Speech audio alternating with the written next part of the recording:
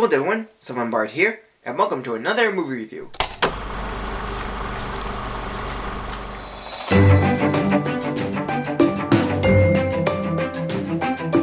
Anyone who's a fan of Don Bluth knows that he was an animator at Disney within the 70s. But after finishing his first short film with Disney entitled The Small One, Bluth and two of his fellow animators, John Pomeroy and Gary Goldman, left Disney to work on the independent TV special Banjo the Woodpile Cat, which would begin his career as a feature film director, as well as directing animation and developing games like Dragon's Lair and Space Ace. But in 1994, he made a film that not only rips off the Disney films of that time, but is also the first feature film he wrote. And that film is Thumbelina. The movie is based on the fairy tale of the same name by Hans Christian Andersen, though why his name is above the title when some parts in the film are pretty loose is anybody's guess. A girl named Thumbelina is born from a flower grown by her mother, and she is no bigger than a thumb. But she feels there's no one of her size, until a fairy prince named Cornelius comes across her, and of course, they both fall in love with each other. But soon Mrs. Toad kidnaps Thumbelina and wants her to marry her son Grundle. However, she doesn't want to, so she leaves the toads, and when a swallow named Giacomo tells her to follow her heart, Thumbelina begins her journey back home, while Giacomo tries to find the Veil of the Fairies to tell Cornelius that Thumbelina still loves her, while Cornelius is trying to find Thumbelina before his father brings in the winter frost, also while Grundle goes out to find Thumbelina and kill Cornelius, also while Thumbelina comes across Mr. Beetle and Mr. Mohr who also want her. Alright, stop it! There's a lot going on here, and I'm gonna have to take it in small steps. So, we know that 4 characters want Thumbelina, mostly due to her singing voice, but Cornelius loves her for her beauty as well. Yet, Grundle falls for her because of her singing and really wants her, making him the main villain based on how much he's determined to get the girl and kill the hero. But then, Mr. Beetle and Mr. Mohr only want her for her singing, except Beetle also wants her to dance in a dress that somehow bugs are into, but soon Thumbelina is told she's ugly when her dress is removed. Now wait a minute, how can that be? Mr. Beetle didn't say she's ugly when he first met her. It's gotta be that undergarment she has on that makes her ugly. And by the way, her dress is more ugly than what she is. But for Mr. Mohr, he wants to marry her so she can keep him company and tell him stories. Oh, I'm sorry, sing him stories. So yeah, there's like a love pentagon going on here, and it's really just too much. Any other problems? Well, how about the many times this film rips off several Disney films, like Aladdin, The Little Mermaid, and Beauty and the Beast? And not to mention that the plot has some similar elements to another Bluth film, An American Tail, if you think about it. But then there's the songs, and by gosh, they aren't the best. Okay, they're not the worst, but they're not like the songs from An American Tail or Anastasia. The first song, Thumbelina, is okay, but it's not impressive. The second song, Soon, is a pretty one, with Thumbelina singing the first version and the mother singing the reprise, but it's not very strong. The next song, Let Me Be Your Wings, is another nice one, including its many reprises. But thinking back to A Whole New World from Aladdin, it's pretty hard to get into with that similarity. The fourth song, On the Road, is, I think, my least favorite from the film. It comes off as a bit annoying and even not that fun. The fifth song, Follow Your Heart, is a decent one. It starts out nice and it goes bigger and bigger. And this is another song that's also repeated a few times. The next song, You Beautiful Baby, is not annoying, but it does present some issues that don't make sense or even fit. But for the most part, it's just meh. And the last song, Marry the Mole, is another meh song. Okay, it's alright, but I think the film doesn't need it. In fact, many of these songs aren't needed. You could choose 2 of them. Even the pacing isn't well flowing.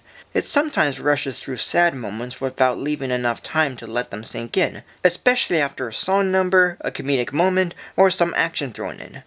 But then what about the characters? In my opinion, they're all the same in being A couple of them are okay, like Giacomo and Mr. Beetle, but sometimes they tend to go unfocused. Aside from Mr. Beetle's change of feelings for Thumbelina, Giacomo always has high spirits for love and romance, but even when Thumbelina tries to convince him about Cornelius being quote-unquote dead, he never listens. It would be satisfying if Giacomo listened to what Thumbelina has to say so that way he can part from her not believing and then come back apologizing. But no, his happiness gets in the way and it becomes tiring. Speaking of tiring, Thumbelina, while being voiced by the same actress of The Little Mermaid and is a bit similar in curiosity and fun, she sings way too much in this film. It seems as if the makers are really glorifying Jodie Besson's singing, when in comparison to Ariel, her singing in that is more than enough. Sure, it's one song, but that's all we need. The makers of this didn't need to hammer in her vocal so much. Oh, and there's one other thing. How did Miss Fieldmouse know about Thumbelina and her story? Did she hear rumors about it, or is she psychic? I'm just really wondering. Despite the characters not having much, the actors for them are just okay. Gino Conforti voices Giacomo, Barbara Cook voices Mother, Jodie Benson voices Thumbelina, Will Ryan voices Hero and Reverend Rat, June Foray voices Queen Tabitha, Kenneth Mars voices King Colbert, Gary Imhoff voices Prince Cornelius, Charlo voices Mrs. Toad, Gilbert Gottfried voices Mr. Beetle, Nell Ross voices Mr. Fox and Mr. Bear, Carol Channing voices Miss Fieldmouse, and John Hurt voices Mr. Mole. As a whole, this movie isn't quite as enjoyable as I thought it was. The characters are just meh. The story, while trying to follow the original source, is sort of jumbled. The songs aren't the best, and the animation, like any Bluth film, always gets a pass. Being the first team-up for directors Don Bluth and Gary Goldman, it's not really their worst film. It's mostly bland and really tries to be like Disney, but fails in doing so. I enjoyed it as a kid, mainly because of the songs, and I thought a couple of characters were decent, but nowadays, there's nothing much to it. I still like its animation, and one or two songs are okay, but again... Nah, I'm just gonna be repeating myself. So today... this movie will begin a rating of... 2.5 minus stars. So thank you for joining me. Like, comment, subscribe. Follow me on Facebook or Twitter. And tune in next week for a new video. How to Train Your Dragon. The movie is based on the book of the same name by Cressida Cowell. And that's about it. A Viking boy finding the right pebble to offer. But one night, a new pebble falls from the sky, and Huey feels that this is the perfect pebble for Marina. But another male penguin named Drake also wants...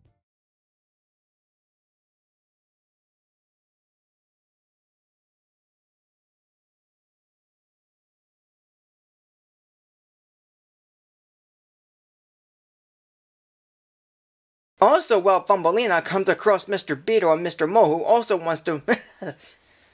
Also, while Thumbelina comes across Mr. Beetle and Mr. However, she doesn't want to, so she leaves the toads, and when a swallow named Giacomo tells her to follow her heart, Thumbelina begins her journey back home, while Giacomo tries to find the Veil of the Fairies to tell Cornelius that...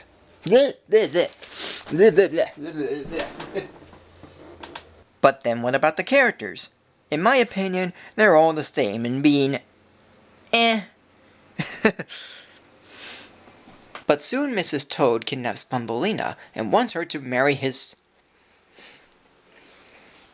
Yet Grundle falls for her and really wants her, making him the main villain based on how much he's determined to get the girl and kill the hero. I'm gonna try that again because that was too fast.